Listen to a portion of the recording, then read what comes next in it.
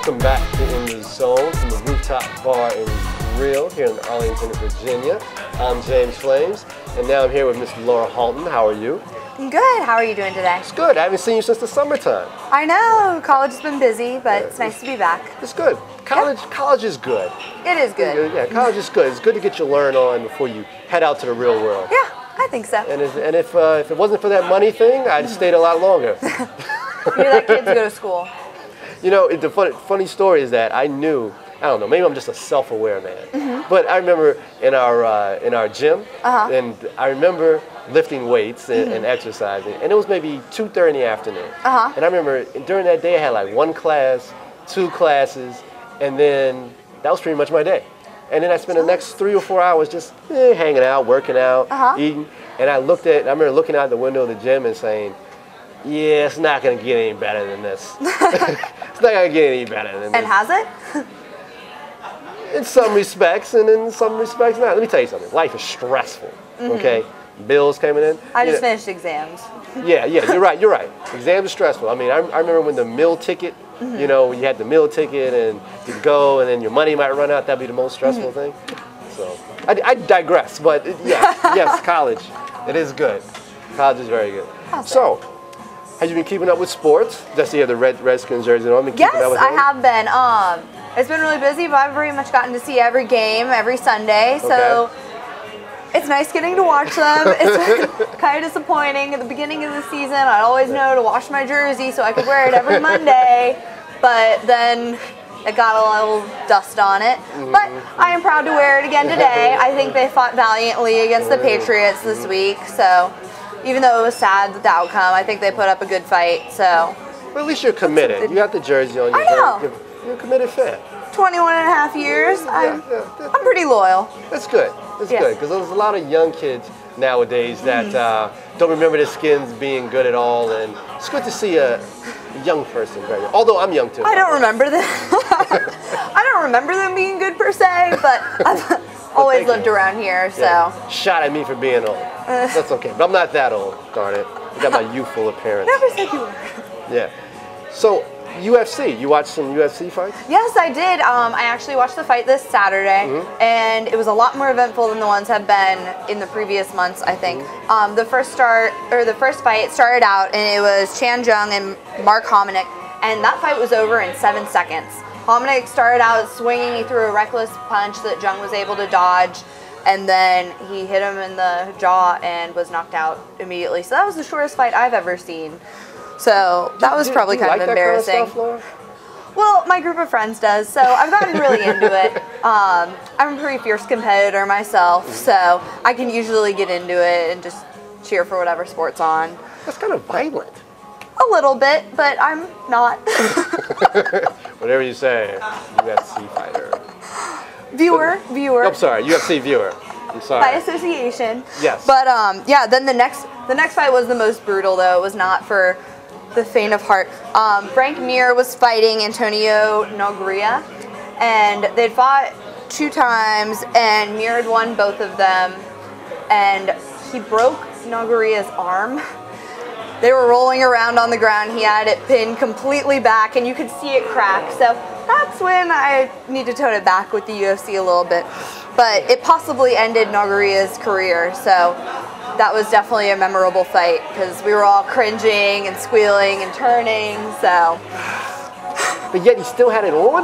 Yeah, I mean, for me, I think it's easier to watch a guy's face be all bloody than watch someone's bone break. Jesus, Lord. See his face bloody, then to watch the bone break, man. I'm not the one telling people to watch it. You're It's on at a housewarming party, so, you know. You're right. That's the type of thing on a housewarming party. Bloody and violent. But it's okay. Sometimes. But then the final fight was actually really exciting as well. It was Johnny Bones Jones versus Lyoto Machida. And first of all, it was a really interesting lineup because Machida was almost a decade older than Jones, and they were about the same height, but Jones had a 10.5-inch longer reach than they did, so he thought they have a big advantage already because he has almost a foot closer to knock him out, and that ended in a chokehold, and Machida's body just went limp and fell. But they were all really interesting fights. Recently, they'd been pretty boring, so it was an eventful night for UFC. Sounds pretty like a dangerous night. Is that a typical fight where people's bones get broken? I mean, no, not usually. Usually they tap out before, which I think he was trying to do, but I don't. You say tap out, but I think he was already a little out of it. Suffocated to death. Well, no, go like stop, don't kill me, or break my arm. But sometimes you stop, don't just hold out like a champ. Man. With the cast. I must admit, I have seen UFC, and not that I'm squeamish, I just turn away from it because I'm a boxing guy, but it just seems so violent. I mean, people legitimately, like, you get to see their eyes. I mean, not in boxing, you don't see people's eyes roll back in the head, but in UFC, man, if they don't stop this, I mean, you could be out and they're just still pummeling you, man. Well, the refs are pretty good. They get really close in there and they're monitoring their condition to make sure that the fight ends when it needs to end. But, yeah. And look at you, still smiling about this? Because I'm not a violent person. Society? Yeah, you're right. Yeah, blame it on society. I'm telling society not to be scared of me. Yeah, that's the college student for you right there. You're framing me. Blame it on, what's your major? Communications. Okay, I was going to say, as long as it's not sociology, because there you go, blaming society for your violent rages. No rage here, I'm not on it. Okay, that's good, that's good. So anyway, we've seen some basketball during this, and I talked to Karen earlier about the Redskins. And I myself, it's a little stressful seeing this season because it started out so well, and then all of a sudden it just tanked on us. And since you're in college, how about you ask me the question? Since you like to blame society and the sociology and you're smart, how about you? I just blame you for making me seem like a murderer, but society, you're safe. Yeah, okay. But so how about you, James? It'd be nice for somebody to ask me how I feel about things. Yeah, James. How do you feel about the Redskins this season? Now let me sit back here. Well, like I'm on the therapist's couch. Yeah. Okay. Oh man, how do I feel about the Redskins? I don't know. It's kind of hurtful. It's like everything started out so well. It's like your expectations get high. Yeah. It's kind of like a relationship. Where you start something, and then you expect the other person to do it all the time, and they just don't come through for you. That's kind of what it feels like. I feel like let down. Yeah, I was getting ready to make a personalized sorority letter shirt with Redskins letters, but then I decided I'm not putting any more money in this until I'm going to be proud to wear the shirt. Yes. So. Yes. I hear you. So yeah, it's very it hurts me. It hurts me very well, Laura. Yeah. But thank you for asking. Nobody ever really asked me. Of course. Yeah. Anytime you want to be asked. Yeah. Jason never takes my feelings into consideration. He just kind of goes right at it.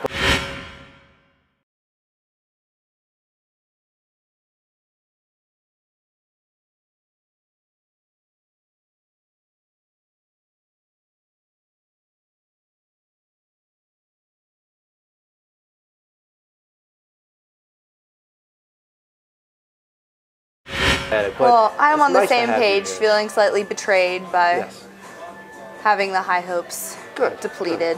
Good. Yeah, I'm very hurt. And also the NBA lockout, that kind of hurt me too. The NBA lockout hurt me because I've been robbed of 2 months of basketball. 2 whole months of basketball. Now, college has been good. Once I got past the Maui Invitational Tournament, it's just been so-so. And so I've been going through a little bit of withdrawal.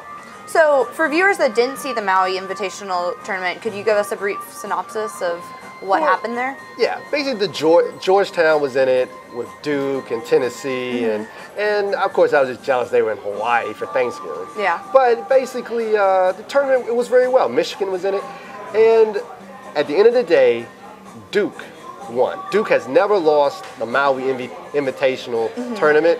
And it was good. It was fun to see their young players because I like to watch Duke so I can root against them. But it was good. And Georgetown was in it. And I like Georgetown. And they made a very good showing in the tournament. But ultimately, Duke won, and it was a very good game. And I was jealous I wasn't in Hawaii. Once again, I was hurt. I was very hurt by it. They should have more contests to allow fans to get to go to Maui and participate. I'd agree with that. Have you ever been to Maui or Hawaii? What? I wish. Hopefully someday. You gotta go. See, now I'm getting depressed. I'm trying. Me too.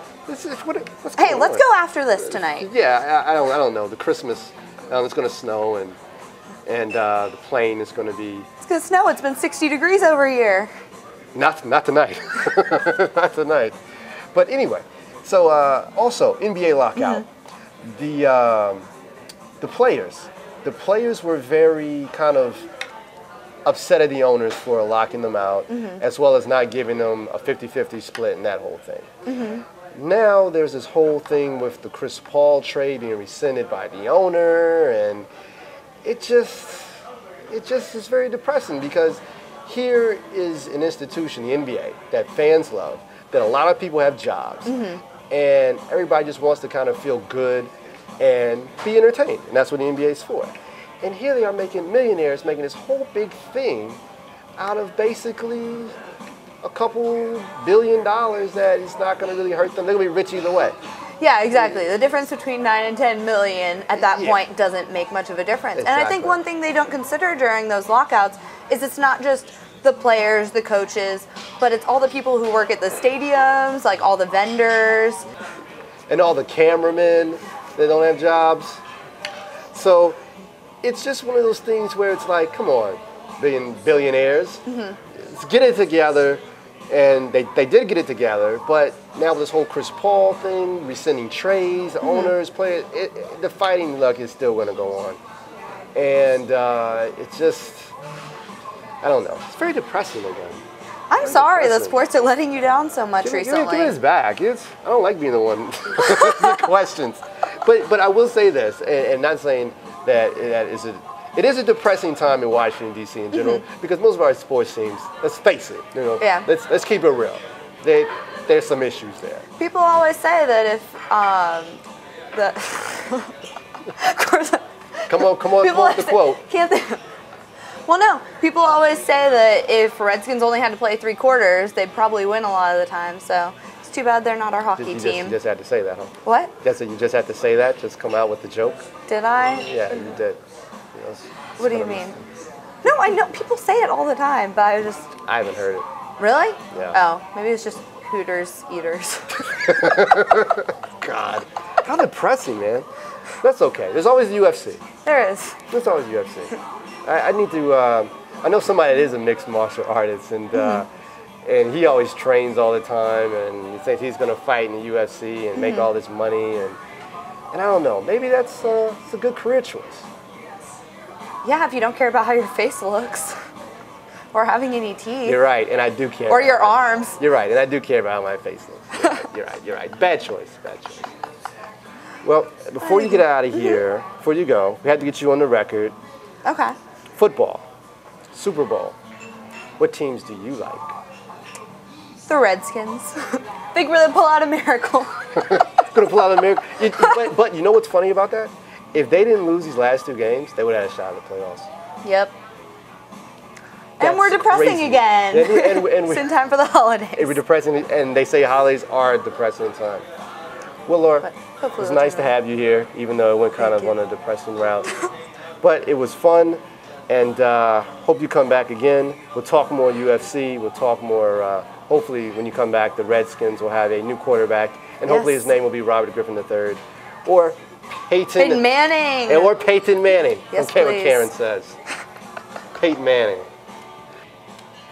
All right, we'll be back. You're watching In the Zone. It's nighttime. What? It's nighttime, hanging out. Christmas time.